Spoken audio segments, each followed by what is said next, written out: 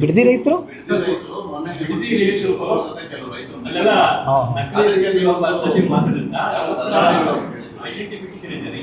ಬಂದು ನೋಡಿ ಬಿಡಿಗೆ ಇಲ್ಲಿ ಕ್ಷಮೆ ಕೋರಬೇಕು ಅಂತ ನಿಮಗೆ ಒಂದು. ಎರಡನೇದು ಕುಮಾರಸ್ವಾಮಿ ಅವರಿಗೆ ಚಲುವರಸ್ವಾಮಿ ನಿನ್ನೆ ಒಂದು ಚಾಲೆಂಜ್ ಮಾಡಿದ್ದಾರೆ. ಅಲ್ಲದೆ ರೈತರ ಕ್ಷಮೆ ಕೋರಬೇಕು, ಯಾಕಂದ್ರೆ ರೈತರ ಬಗ್ಗೆ ಬಹಳ ಅವರ ಆತ್ಮಹತ್ಯೆ, ರೈತರ ಆತ್ಮಹತ್ಯೆ ಬಗ್ಗೆ ಬಹಳ ಕೇವಲವಾಗಿ ಮಾತಾಡಿದಂತ ಚಲುವರಸ್ವಾಮಿ ಕಾಮೆಂಟ್ ಮಾಡಿದ್ದಾರೆ. ಈ ಒಂದು ಪ್ರಾಜೆಕ್ಟು ಸನ್ಮಾನ್ಯ ಕುಮಾರಣ್ಣ ಅವರ ಕನಸಿನ ಕೂಸು ಅಂತಕ್ಕಂಥದ್ದನ್ನ ಕಾಂಗ್ರೆಸ್ನವ್ರು ಇವತ್ತೇನು ಹೇಳ್ಕೊಂಡು ಓಡಾಡ್ತಾ ಇದ್ದಾರೆ. ಹೌದು, ಸತ್ಯ. ಈ ಪ್ರಾಜೆಕ್ಟು ಕುಮಾರಣ್ಣನ ಕನಸಿನ ಕೂಸೆ ಆಗಿತ್ತು. ಆದರೆ ಕೃಷ್ಣಾ ಕಚೇರಿಯಲ್ಲಿ ಸನ್ಮಾನ್ಯ ಕುಮಾರಣ್ಣ ಅವರು ಮುಖ್ಯಮಂತ್ರಿಗಳಾಗಿದ್ದಾಗ ರೈತ ಮುಖಂಡರು, ರೈತ ಮಹಿಳೆಯ ಮುಖಂಡರುಗಳು ಭಾಳ ಜನ ಬಿಡದಿ ಭಾಗದಿಂದ ಕುಮಾರಣ್ಣ ಅವ್ರನ್ನ 3 ಬಾರಿ ಭೇಟಿ ಮಾಡಿದ್ದಾರೆ ಕೃಷ್ಣ ಕಚೇರಿಯಲ್ಲಿ. ಆ 3ನೇ ಸಭೆಯಲ್ಲಿ ಕೂತು ಕುಮಾರಣ್ಣ ಅವರು ಸೌಹಾರ್ದಿತವಾಗಿ ಭೇಟಿ ಮಾಡಿದಾಗ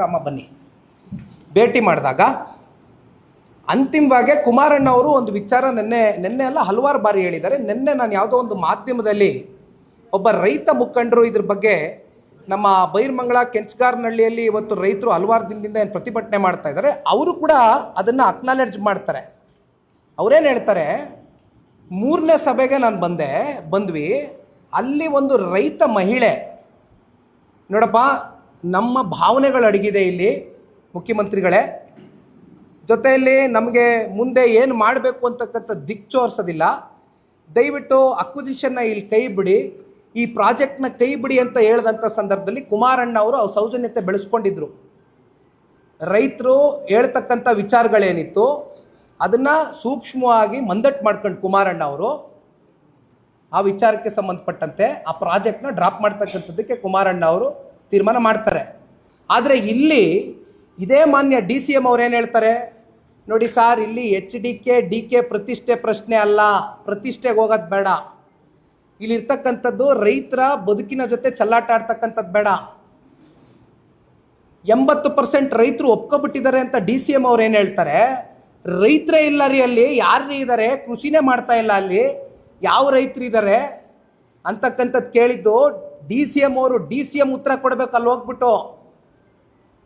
ಬೈರ್ಮಂಗಲ, ಕೆಂಚಗಾರನಹಳ್ಳಿ, ಹೊಸೂರು, ಇನ್ನೊಂದು 8 ತಳ್ಳಿ ಈ ಭಾಗದಲ್ಲಿ ಏನು ರೈತರಿದ್ದಾರೆ, DCM ಅವರು ಏನಾದರೂ ಇವ್ರನ್ನ ಕನ್ಸಲ್ಟ್ ಮಾಡಿದಾರಾ, ಕನ್ಸಲ್ಟ್ ಅಕ್ವಿಸಿಷನ್ ಕೈ ಹಾಕಿದಾರಾ, ಅಧಿಕಾರಿಗಳೇನಾದ್ರು ಜಿಲ್ಲಾಡಳಿತ ಹೋಗಿ ಏನಾದರೂ ಹಳ್ಳಿಗಳಲ್ಲಿ ಸಭೆ ಮಾಡಿದಾರಾ ರೈತರ ಜೊತೆ, ಏನಪ್ಪ ಇದ್ರ ಮಾಡೋದ್ರಿಂದ ನಿಮ್ಗೆ ಒಪ್ಪಿಗೆ ಎಷ್ಟು ಜನ ಇದ್ದಾರೆ, ಎಷ್ಟು ಪರ್ಸೆಂಟೇಜ್ ಒಪ್ಕೋತೀರಿ, ಎಷ್ಟು ಜನ ಇದನ್ನು ವಿರೋಧಿಸ್ತೀರಿ ಅಂತ ಹೇಳಿದಾರಾ?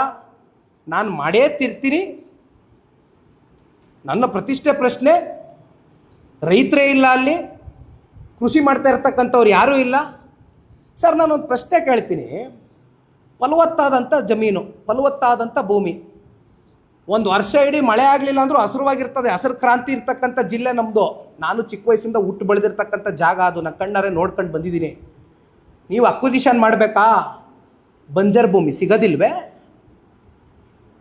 ಕೃಷಿಗೆ ಯೋಗ್ಯ ಇಲ್ಲದೆ ಇರತಕ್ಕಂಥ ಭೂಮಿ ಹುಡ್ಕೋಕ್ಕಾಗೋದಿಲ್ವೇ? ಇದೇ ಬೇಕಾ ಜಮೀನು? ಆಯ್ತಪ್ಪ, KDBಯಿಂದ ನನಗಿರ್ತಕ್ಕಂಥ ಮಾಹಿತಿ ಪ್ರಕಾರ 1.5 ಲಕ್ಷಕ್ಕೂ ಹೆಚ್ಚು ಎಕರೆ ಅಕ್ವಿಸಿಷನ್ ಆಗಿದೆ. ಅಕ್ವಿಸಿಷನ್ ಆದ ನಂತರ ಅದರಲ್ಲಿ ಬಳಕೆ ಎಷ್ಟಾಗಿದೆ? ಕಮರ್ಷಿಯಲ್ ಪರ್ಪಸ್ಗೆ ಎಷ್ಟು ಯೂಸ್ ಮಾಡಿದ್ದೀರಿ? ಇಂಡಸ್ಟ್ರೀಸ್ನ ಎಷ್ಟು ತಗೊಂಬಂದಿದ್ದೀರಿ? ಎಷ್ಟು ಜನಕ್ಕೆ ಉದ್ಯೋಗ ಸೃಷ್ಟಿ ಮಾಡಿದ್ದೀರಿ? DCM ಹೇಳ್ತಾ ಇರ್ತಕ್ಕಂಥದ್ದೇನು, ಓಹೋ ವಿಷನ್ ಅಂತೆ, ಅವ್ರ ವಿಷನ್ನು ಹಿಂಗೆ ಬಂದುಬಿಟ್ರೆ ಅಲ್ಲೆಲ್ಲ ಉದ್ಯೋಗ ಬಂದ್ಬಿಡುತ್ತಂತೆ. ರೀ, ನಾನೊಂದು ಮಾತು ಕೇಳ್ತೀನಿ ರೀ, ಒಂದು ಪ್ರಾದೇಶಿಕ ಪಕ್ಷದ ಒಬ್ಬ ಯುವ ಕಾರ್ಯಕರ್ತನಾಗಿ, ಒಂದು ಕೆಲಸ ಮಾಡಿರಿ, ಸರ್ಕಾರ ನಿಮ್ಮದೇ ಅಲ್ವಾ ಇರೋದು, 50% ಸ್ಥಳೀಯರಿಗೆ ಉದ್ಯೋಗ ಅವಕಾಶ ಕಡ್ಡಾಯವಾಗಿ ಕೊಡಲೇಬೇಕು ಅಂತಕ್ಕಂಥ ಒಂದು ಕಾನೂನು ತೊಗೊಂಬನ್ರಿ ಸರ್ಕಾರದ ಕಡೆಯಿಂದ. ಈಗಿರ್ತಕ್ಕಂಥ ಹಲವಾರು ಕಂಪ್ನಿಗಳಿದೆ, ಖಾಸಗಿ ಕಂಪ್ನಿಗಳು, ನಾನು ಹೆಸರು ಹೇಳಕ್ಕೆ ಹೋಗೋದಿಲ್ಲ.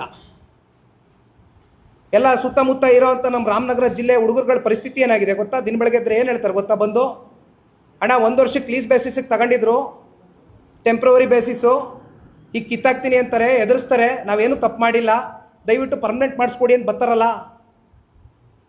ಇಷ್ಟೆಲ್ಲ ಮಾತಾಡೋ DCM ಪರ್ಮನೆಂಟ್ ಮಾಡಿಸ್ಕೊಡಕ್ಕೆ ಕೇಳ್ರಿ. 50% ಸ್ಥಳೀಯರಿಗೆ ಉದ್ಯೋಗ ಕೊಡಲೇಬೇಕು ಅಂತಕ್ಕಂಥ ಕಡ್ಡಾಯ ಒಂದು ಕಾನೂನು ತಗೊಬರಕ್ಕೆ ಕೇಳ್ರಿ. ಸರ್ಕಾರ 136 ಅಲ್ರಿ, ನಮ್ಮ ಥರ ಸಮ್ಮಿಶ್ರ ಸರ್ಕಾರದ ಒತ್ತಡಗಳಿತ್ತ ಪಾಪ ಮುಖ್ಯಮಂತ್ರಿಗಳಿಗೆ ಉಪಮುಖ್ಯಮಂತ್ರಿಗಳಿಗೆ. ಏನು ಮಾತಾಡ್ತಾರೆ? ಸೌಜನ್ಯತೆ ಇದೆಯಾ ಅವ್ರಿಗೆ? ರೈತರ ಜೊತೆ ಕೂತ್ಕೊಂಡು ಒಂದು ಸಭೆ ಮಾಡಿದಾರಾ? ಮೊನ್ನೆ ಮಾಡಿದ್ರು ಸರ್. ಯಾವ ಸಭೆ ಅದು? ಮೊನ್ನೆ ಮಾಡಿದ ಸಭೆ.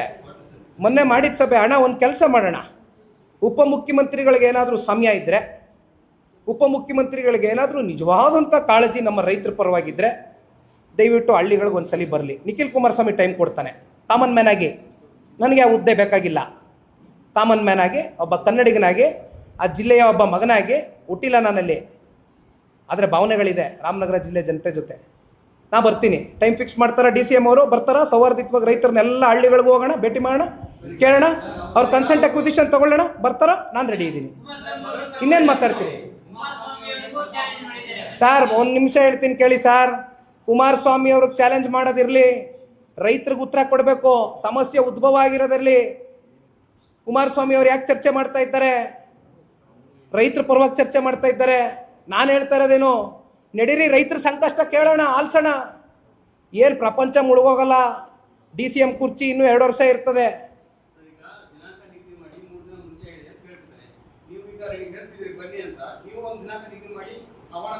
ನೋಡ್ರಿ, HDK ವರ್ಸಸ್ DK ಕೂತ್ಕೊಂಡ್ರೆ ಯಾವುದು ಇತ್ಯರ್ಥ ಆಗೋದಿಲ್ಲ. ಇಲ್ಲಿ ಇರ್ತಕ್ಕಂಥದ್ದು ರೈತರ ಜೊತೆ ಸಂವಾದ ಆಗಬೇಕು, ಚರ್ಚೆ ಆಗಬೇಕು, ಅವರ ಅಭಿಪ್ರಾಯಗಳು ಸಂಗ್ರಹಣೆ ಮಾಡಬೇಕು. ಅದಾಗಿಲ್ಲ. ಅದೇ ರೈತರು ಆಕ್ರೋಶಭರಿತವಾಗಿ ಹಲವಾರು ಯೂಟ್ಯೂಬ್ ಚಾನಲ್ಗಳಲ್ಲಿ ಹೋಗ್ತಾವ್ರೆ, ನೋಡ್ತಾ ಇದ್ದೀನಿ. ಏನೇನು ಮಾತಾಡ್ತಾವ್ರೆ ರೈತರು ನೋಡಿದ್ದೀನಿ. ನಿಮ್ಮ ಮಾಧ್ಯಮನೇ ಎಷ್ಟೋ ಮಾಧ್ಯಮಗಳು ಹೋಗಿ ಪ್ರಶ್ನೆ ಕೇಳಿದಿರಿ. ಏನು ಹೇಳ್ತಾ ಇದ್ದಾರೆ ಅವರೆಲ್ಲ? ನಮ್ಮ ಭಾವನೆಗಳಿದೆ ಇಲ್ಲಿ.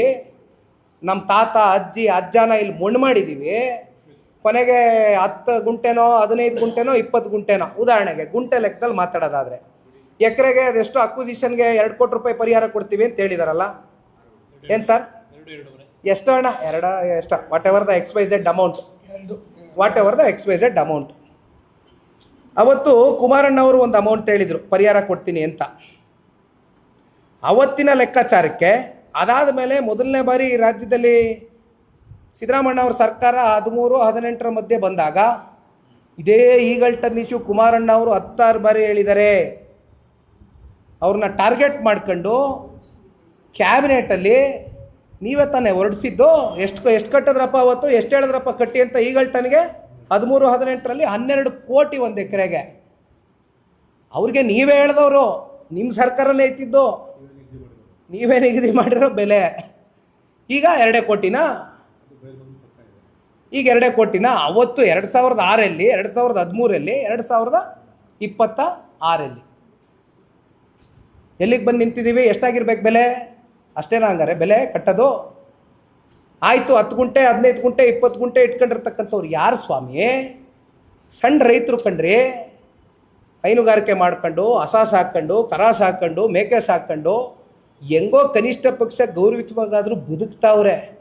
ಬಿಟ್ಬಿಡಿ ಬದುಕಕ್ಕೆ. 10 ಗುಂಟೆ 15 ಗುಂಟೆ 20 ಗುಂಟೆಗೆ ನೀವು ಕೊಡ್ತಕ್ಕಂಥ ಜುಜುಬಿ ದುಡ್ಡಲ್ಲಿ ಅವ್ರು ಏನಾದ್ರು ಬೆಂಗಳೂರು ಹೊರವಲಯದಲ್ಲಿ ಎಷ್ಟು ದಿನ ಬಂದು ಬದುಕ್ಬೋದು? ಎಲ್ಲಿಗೆ ಹೋಯ್ತಾರೆ? ಅವ್ರನ್ನ ಎಲ್ಲಿ ಎತ್ತಂಗಡಿ ಮಾಡ್ತೀರಿ? ಇದೇ ನೋಡ್ರಿ, ಇದೇ ಇಂಡಸ್ಟ್ರಿಯಲ್ ಟೌನ್ಶಿಪ್ ನೀವು ಮಾಡಬೇಕು ಅಂದರೆ ನಾನು ಒಂದು ಸಲಹೆ ಕೊಡ್ತೀನಿ ರೀ. ಕಲ್ಯಾಣ ಕರ್ನಾಟಕ, ಕಿತ್ತೂರು ಕರ್ನಾಟಕ, ಮಧ್ಯ ಕರ್ನಾಟಕದಲ್ಲಿ ಗೂಳೆ ಹೋಗ್ತಕ್ಕಂಥವ್ರನ್ನ, ವಲಸೆ ಬರ್ತಕ್ಕಂಥವ್ರನ್ನ ದಯವಿಟ್ಟು ತಡೆಗಟ್ರಿ. ಯಾಕಪ್ಪ ಅಲ್ಲಿ ಬಂಜರ್ ಭೂಮಿಗಳಿಲ್ವಾ? ಅಲ್ಲೆಲ್ಲ ಫಲವತ್ತಾದಂಥ ಜಮೀನು ಕೈ ಹಾಕ್ಬೇಡ್ರಿ. ಮತ್ತೆ ನಾನು ಹೇಳ್ತಾ ಇದ್ದೀನಿ, ರೈತರಿಗೆ ನೋವು ಕೊಡಬೇಡ್ರಿ, ರೈತರಿಗೆ ಗೌರವಯುತವಾಗಿ ಬದುಕಕ್ಕೆ ಬಿಡ್ರಿ. ಫೈಂಡ್ ಔಟ್ ಮಾಡಿರಿ, ಬಂಜರ್ ಭೂಮಿಗಳ ಕೈ ಹಾಕ್ರಿ, ಕೊಡ್ರಿ. ಕಲ್ಯಾಣ ಕರ್ನಾಟಕದಲ್ಲಿ ಇಂಡಸ್ಟ್ರಿ ತಗೊಂಬರ್ರಿ, ಉದ್ಯೋಗ ಸೃಷ್ಟಿ ಮಾಡಿರಿ. ಯಾಕ್ರಿ ಅವ್ರ ಪಾಪ ಇಲ್ಲಿಗೆ ಬರಬೇಕು? ಯಾಕ್ರಿ ಗುಳೆ ಹೋಗ್ಬೇಕು ಅವರು? ಯಾಕ್ರಿ ವಲಸೆ ಹೋಗ್ಬೇಕು ಅವರು? ಏನು ಬರೀ ಇಲ್ಲೇನಾ? ರಾಮನಗರ ಜಿಲ್ಲೆ ಹೆಸರು ಚೇಂಜ್ ಮಾಡಿಬಿಟ್ಟೆ, ಪ್ರತಿಷ್ಠೆ ನಾನು ಮಾಡೇ ತೀರ್ತೀನಿ, ಪ್ರತಿಷ್ಠೆ GBIT ಸೋಕಾಲ್ಡ್.